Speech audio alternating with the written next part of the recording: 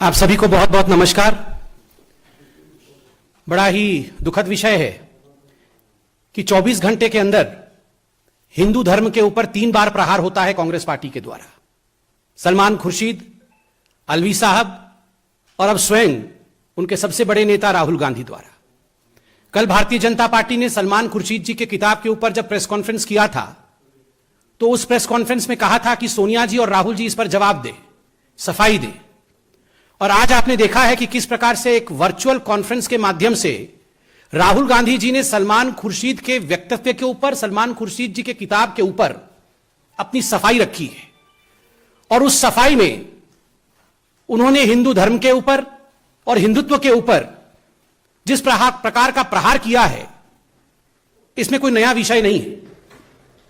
यह कांग्रेस का और गांधी परिवार का चरित्र रहा है कि जब भी उनको मौका मिलता है तो हिंदू धर्म के ऊपर प्रहार जरूर करते हैं, अवश्य करते हैं। भगवान श्री राम के ऊपर अविश्वास जरूर व्यक्त करते हैं।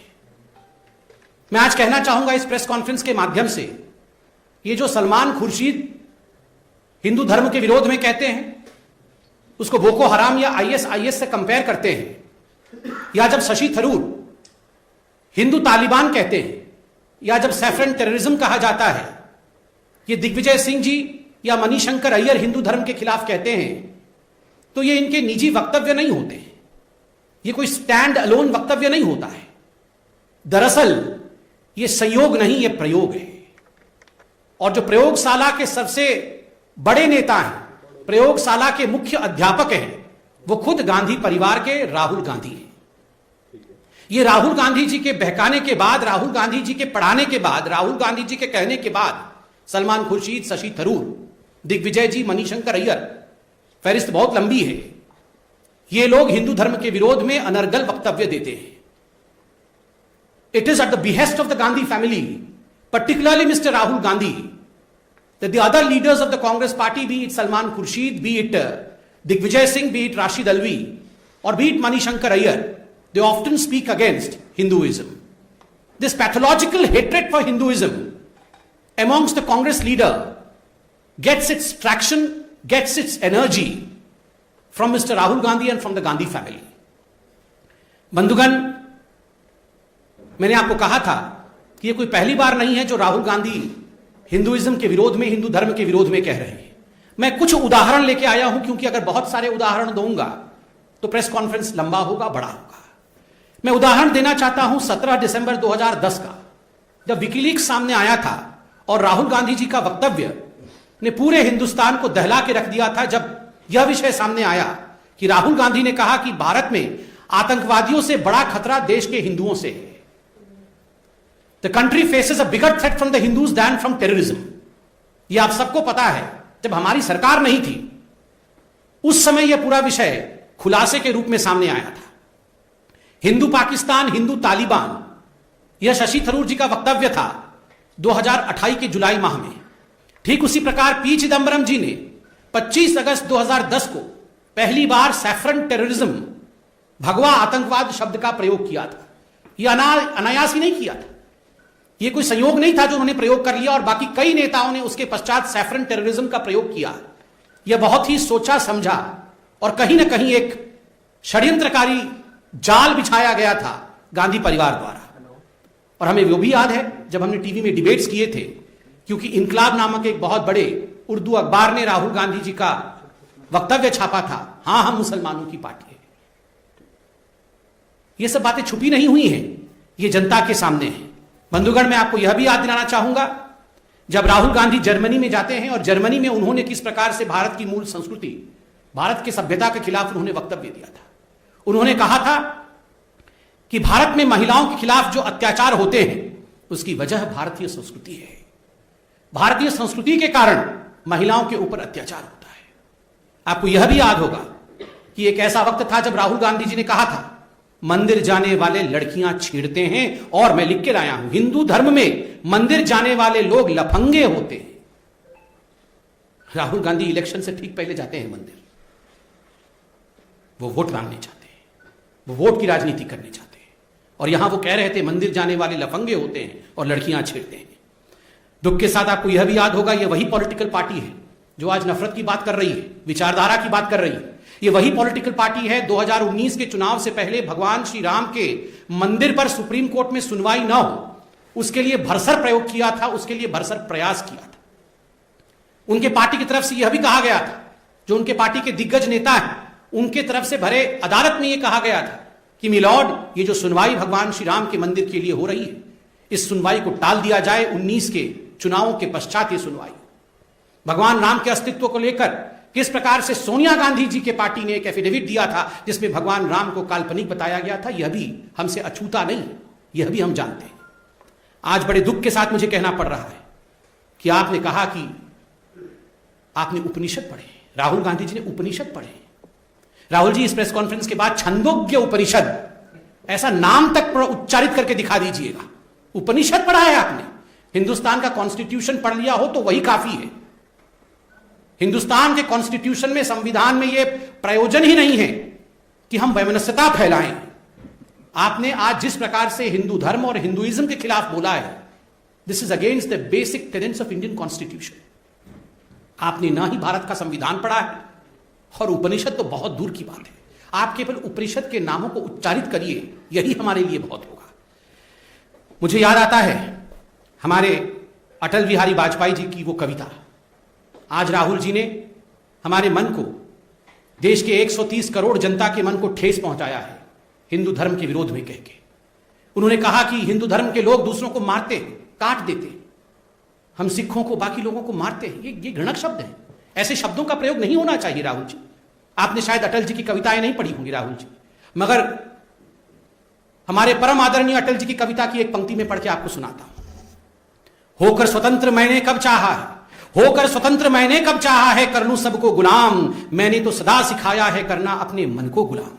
गोपाल राम के नामों पर कब मैंने अत्याचार किया, गोपाल राम की नामों पर कब मैंने अत्याचार किया, कब दुनिया को हिंदू करने घर घर में नरसंहार किया। कोई बतलाए काबुल में जाकर कितनी मस्जिदें तोड़ी, भूभाग नहीं शत शत मानव के हृदय को जीतने का निश्चय। हिंदू तन मन हिंदू जीवन, रग रग हिंदू मेरा परिचय, रग रग हिंदू मेरा परिचय।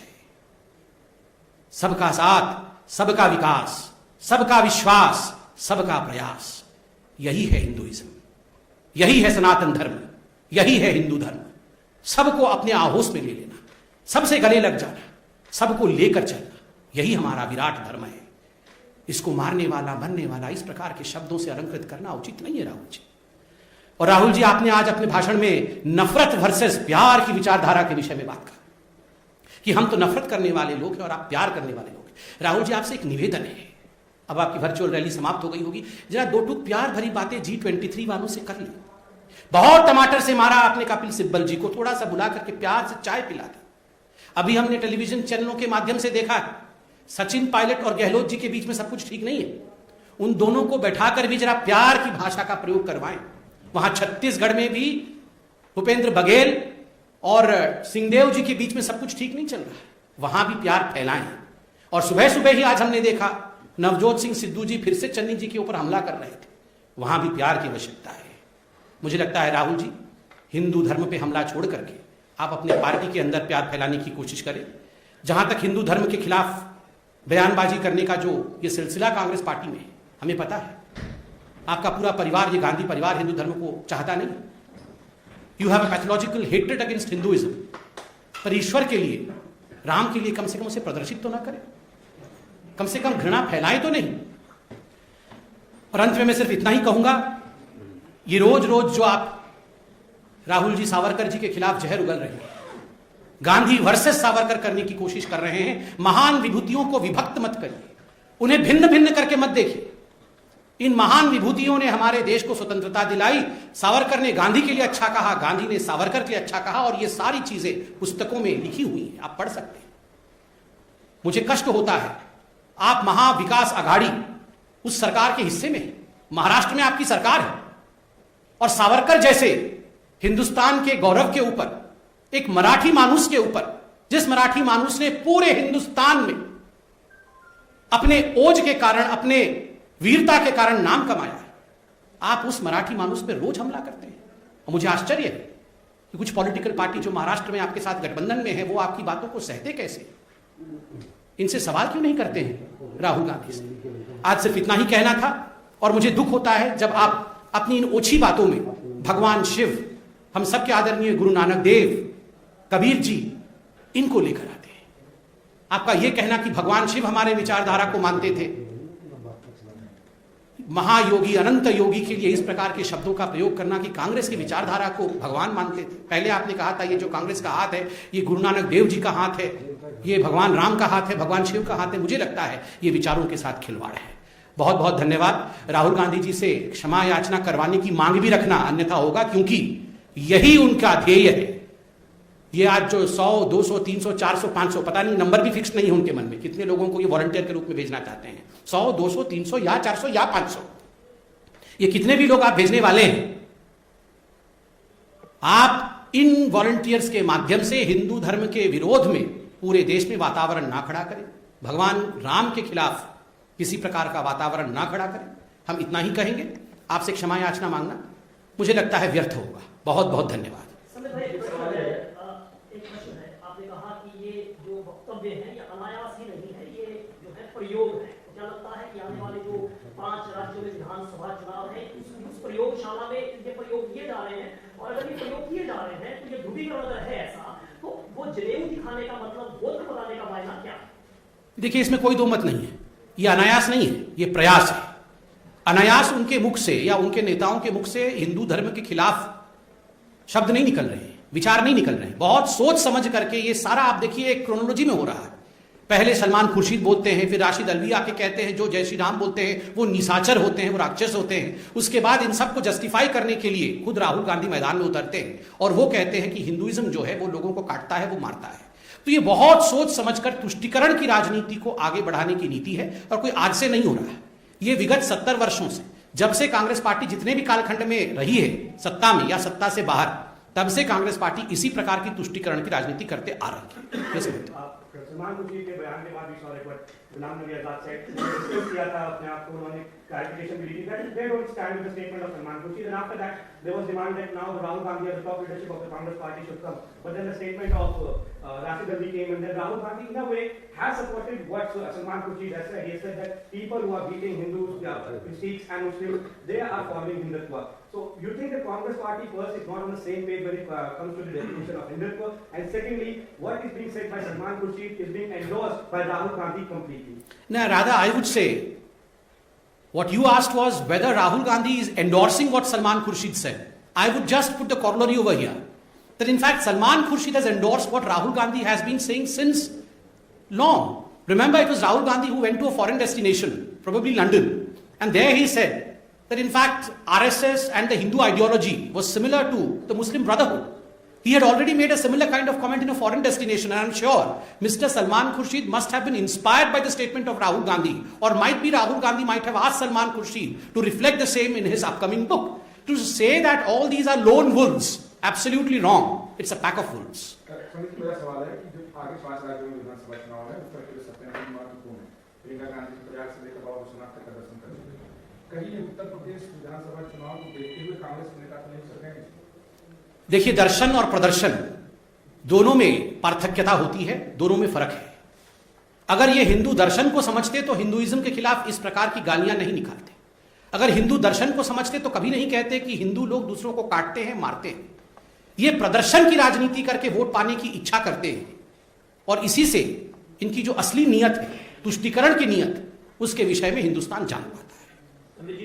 Ladies, Sir, what do you think is the reason behind these incessant attacks on Hinduism and Hindutva?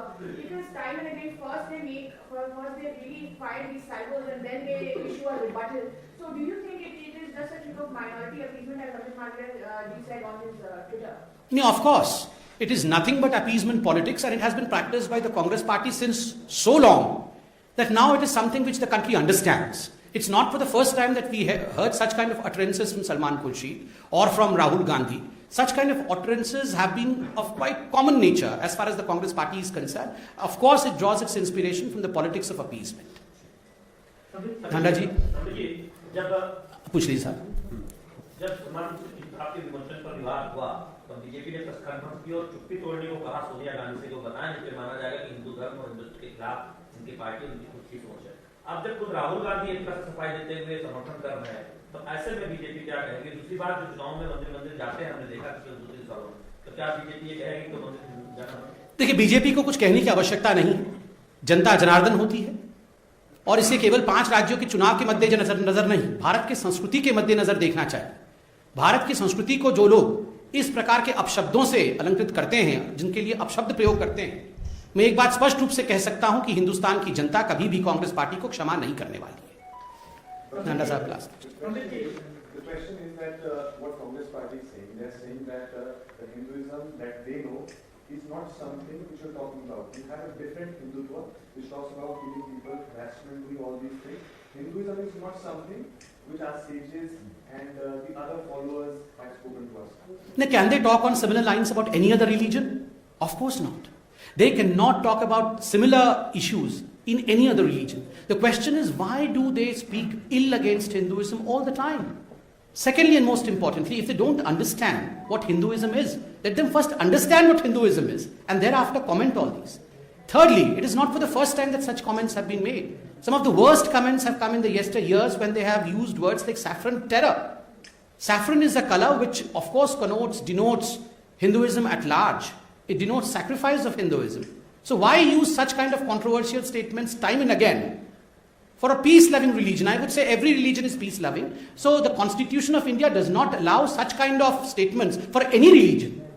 Salman Khurshid की पुस्तक पर मध्य प्रदेश सरकार के एक मंत्री ने रोक लगाने की बात कही है कि मध्य प्रदेश में हम इसको नहीं, इसके आप भारत सरकार से भारतीय जनता पार्टी कहेगी कि इस पुस्तक पर जो है वो पूरे भारत में बैन होना चाहिए। अगर ऐसा कोई निर्णय होगा तो प्रेस कॉन्फ्रेंस के माध्यम से हम बताएंगे। धन्यवाद।